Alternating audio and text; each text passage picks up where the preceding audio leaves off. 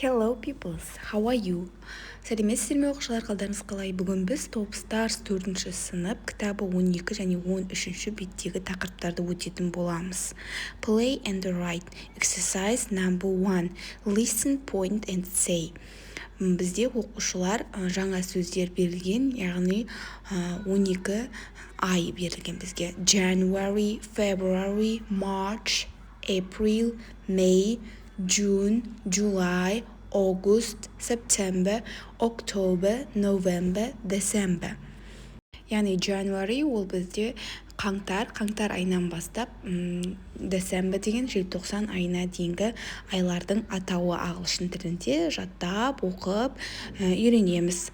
Келесі бізде грамматика берілген. The present simple деген жай осы шақ. Questions and the short answers деп тұр. Сұрақтар және сұраққа қысқа жауап беру деген. When is your birthday деп тұр. Сенің туған күнің қашан деген. It's on 5th May. Ол 5 мамырда дейді. Do you listen to music on your birthday? Сен өзің туған күніңде музыка тыңдайсың ба дейді. Yes, I do. Иә, тыңдаймын дейді болса, yes, I do деп жауап бересіздер. Жоқ дейтін болсаңыздар, no, I don't деп қысқаша жауап беруге болады. Бұл бізде present simple, яғни жай осы шақ деп аталады қазақ тілінде. Ендеше келесі exercise number 2, екінші жаттығуына назар аударайық. Ол бізде сандарды үйренеміз. Ол бізде реттік сан есім, яғни бірінші, екінші, үшінші деп айтқан кезде ағылшын тілінде қалай айтамыз, соны бізге көрсеткен. First деген бірінші деген, second екінші, third үшінші, fourth төртінші, fifth бесінші. Ол бізде төрттен бастап әрі қарай сандарға бізде TH жалғанады екен, қарап отырсақ. 6, 7, 8, 9, 10, 11, 12, әрі қарай дәл солай тек бізде сан тұрады, оның соңына біз TH-ді жалғайды екенбіз.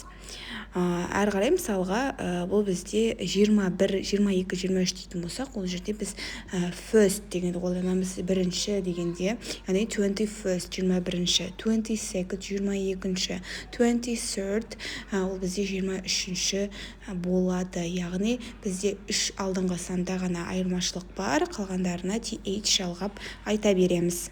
Келесі бізде үшінші жаттығу speaking task, ауызша тапсырма. Say with your partner. When is your birthday, Арман? Арман, сенің туған күнің қашан дейді. It's on 2nd May. Ол 2 мамырда дейді туған күнім. Do you play games on your birthday? Сен туған күніңде ойындар ойнайсың ба дейді. Yes, I do. I like playing games. Иә, ойнаймын. Мен ойындарды ойнағанды ұнатамын дейді. Енді осыны біз өзімізге келтіріп мысал құрайық. 4-ші жаттығуда бұл жерде жазбаша жазыңыздар деген, өзіңіздің туған күніңіз қашан екенін және де туған күніңізде не істейсіз. Бұл жерге сіздер өздеріңіздің туған күніңізді жазасыздар. Мысалға, менің туған күнім 6 қаңтар, мен былай жазам. My birthday is on 6 January.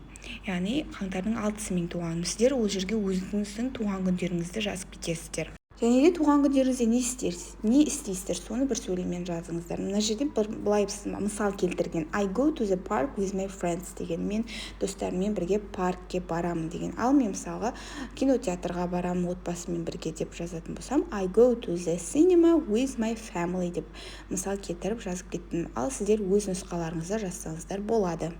Exercise number 1. Келесі бетке көшейік. Оқушылар, ендеше бірінші жаттығу. Listen and repeat. Тыңда және қайтала. On Sunday, Jill walks in the park. Andy plays with a ball and Bob fishes in the lake. Бұл сөйлемде бізде S жалғанған сөздерді көрсеткен, яғни бізде present simple'да жай осы шақта етістікке S жалғанады.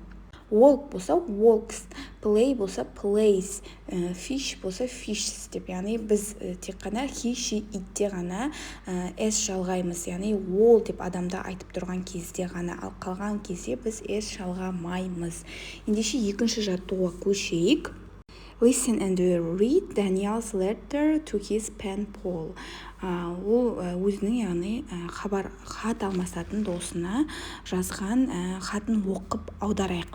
Dear Arsen, I'm Daniel. I'm 10 years old. My birthday is on 7th June.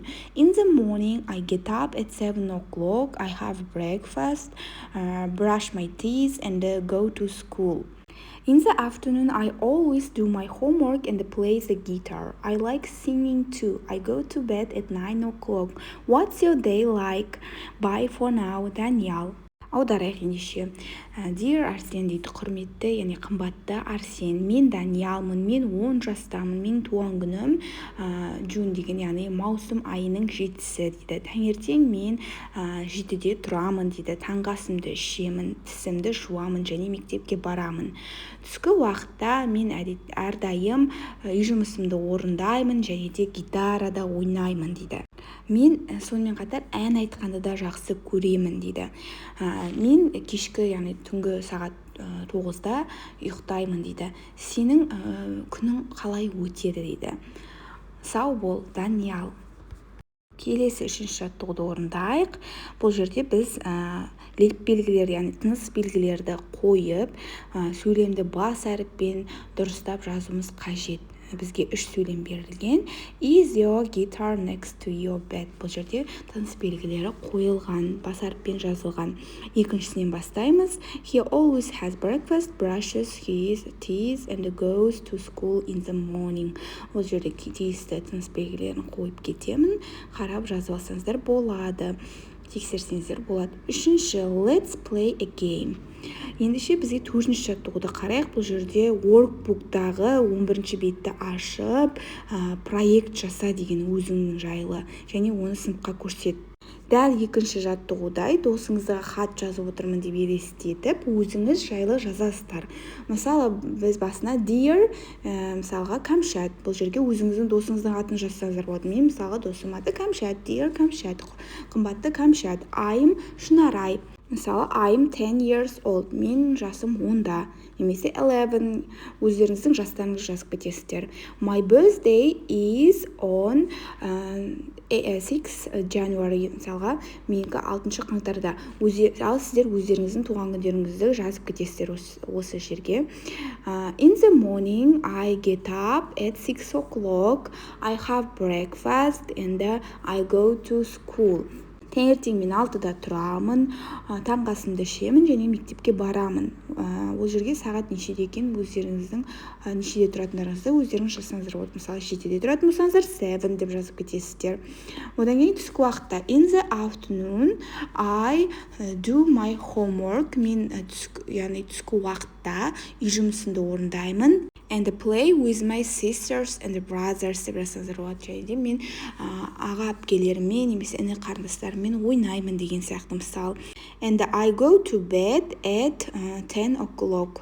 Сағат 10-да ұйықтаймын деп осылай өздеріңіздің мысалдарыңызды келтіріп жазсаңыздар болады. Мынау сіздерге жай ғана мысал.